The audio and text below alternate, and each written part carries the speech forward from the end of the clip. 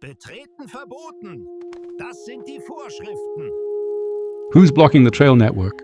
Baden-Württemberg caught between law, responsibilities, and fear-based administration. Published by Radical Life Studios and the MTB Report. If you want to understand why Baden-Württemberg is still stuck in exception mode when it comes to mountain biking, you have to stop talking only about illegal trails.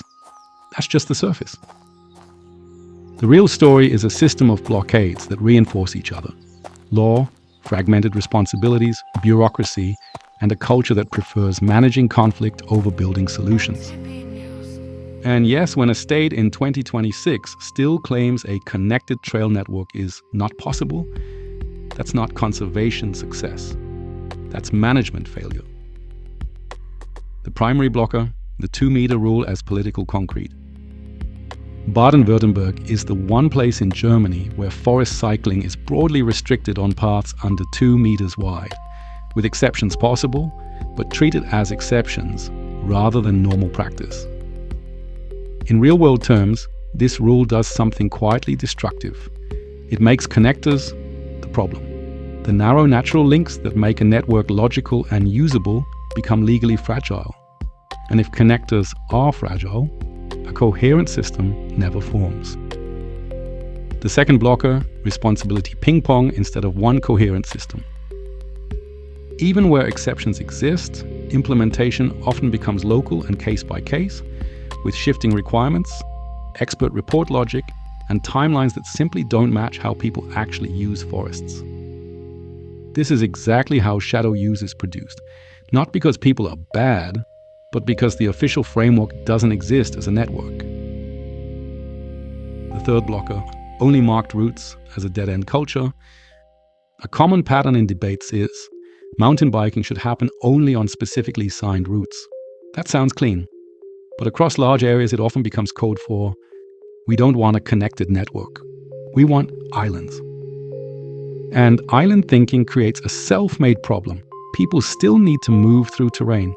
If legal infrastructure doesn't connect, riders will connect it informally.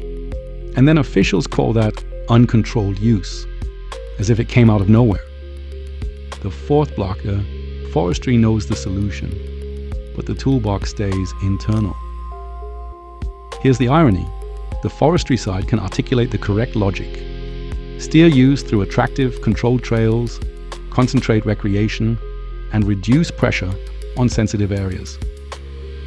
At the same time, key operational guidance tends to remain internal, while the public only sees summaries.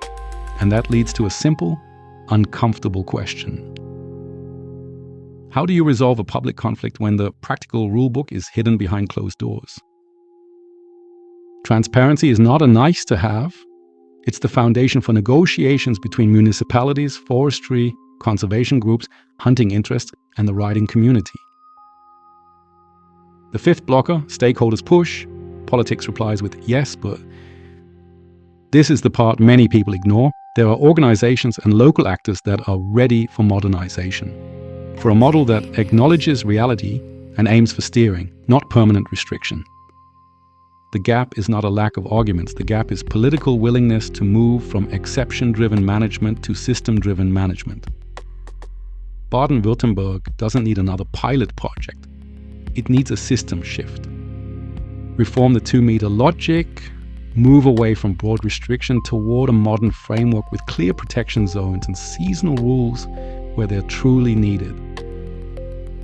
Build a connected network, not islands. Corridors plus natural connectors plus clearly defined no-go zones. As infrastructure, not as an exception. Make shared trails the default. With clear etiquette and visible accountability, make the system transparent. Tools and guidance must be publicly understandable if this is supposed to work at scale.